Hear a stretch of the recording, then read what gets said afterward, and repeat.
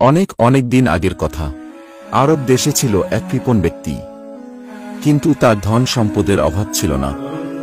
হঠাৎ একদিন কোথাও যাওয়ার পথে তার একটা থলে হারিয়ে গেল।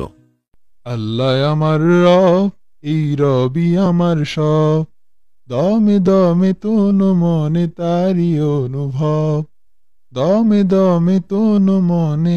আরে, এটা কি দেখছি আমি? একটা দিরহামের থলে মনে হচ্ছে না? কি এখানে তো অনেক দিরহাম। আহারে, যে লোকটা এই দিরহামগুলো হারিয়েছে, না জানি সে কি অবস্থায় আছে। যেভাবেই হোক আমি তাকে টাকাটা ফিরিয়ে দিব ইনশাআল্লাহ। আরে আরে, কি করছো? এতগুলো দিরহাম পেলে কি কেউ ফিরিয়ে দেয় নাকি? এটা দিয়ে তো তুমি অনেক দিন হেসে খেলে কাটিয়ে দিতে পারবে। রেখে দাও, এটা তোমার কাছেই রেখে দাও। না না, আমি কখনোই এই কাজ করতে পারবো না। আরে, আশেপাশে কেউ নেই, কেউ দেখছে না। তুমি এটা নিলেও কেউ কিচ্ছু জানবে না। না না, অবশ্যই দেখছেন। আল্লাহ তাআলা সবসময় আমাদেরকে দেখেন, আমরা যেখানেই থাকি না কেন। নিশ্চয়ই শয়তান আমাকে ধোঁকা দিচ্ছে। আউযু বিল্লাহি মিনাশ শাইতানির রাজীম। লোকটি নিঃস্ব হলেও তিনি ছিলেন অত্যন্ত সৎ ও আল্লাহভীরু। অনেক খোঁজাখুঁজির পর এক পর্যায়ে তিনি থলের প্রকৃত মালিক ওই কৃপণ ধনাঢ্য ব্যক্তিকে খুঁজে পেয়ে তার দিরহাম তাকে ফেরত দিলেন। অনেক খোঁজাখুঁজি করে ওইটা আমি পাইনি। এটা ফিরিয়ে দেওয়ার জন্য আপনাকে অনেক ধন্যবাদ। আল্লাহ আপনাকে উত্তম প্রতিদান দিক।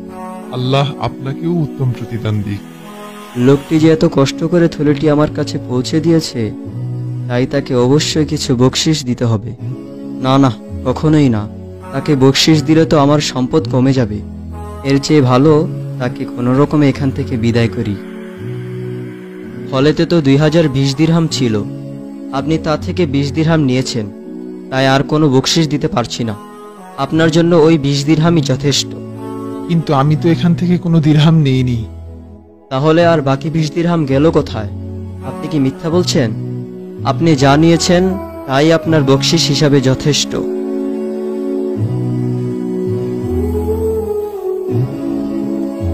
কি, এত কষ্ট করে তার হারিয়ে যাওয়া দিরহামগুলো পেয়ে দিলাম, শেষে কিনা সে আমাকে মিথ্যুক বলল, আমাকে চোর বানালো? না না, এই অপমান আমি কিছুতেই সহ্য করতে পারবো না। আমি আজই জাহাপনার কাছে যাব, আমার মানহানির জন্য বিচার চাইব।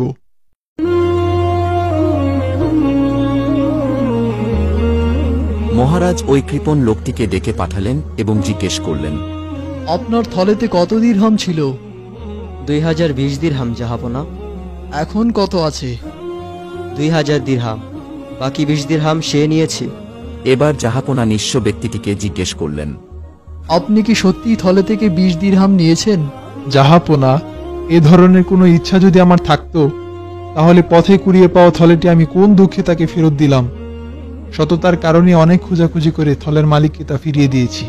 আল্লাহ শপথ, থলে থেকে আমি এক দিরহামও নেইনি।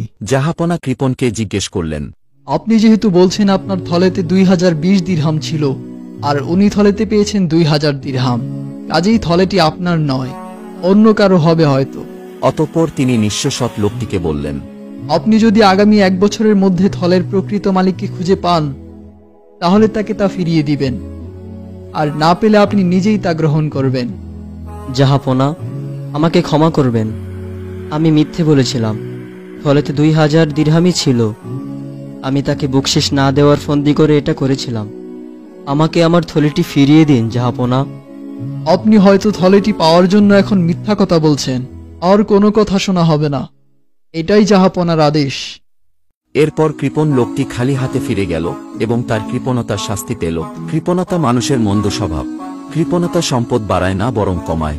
রাসূল সাল্লাল্লাহু আলাইহি ওয়াসাল্লাম বলেন, তোমরা কৃপণতার ব্যাপারে সাবধান হও, কেননা তোমাদের পূর্ববর্তীরা কৃপণতার কারণে ধ্বংস হয়েছে। তাই সর্বদা কৃপণতা বর্জন করা উচিত।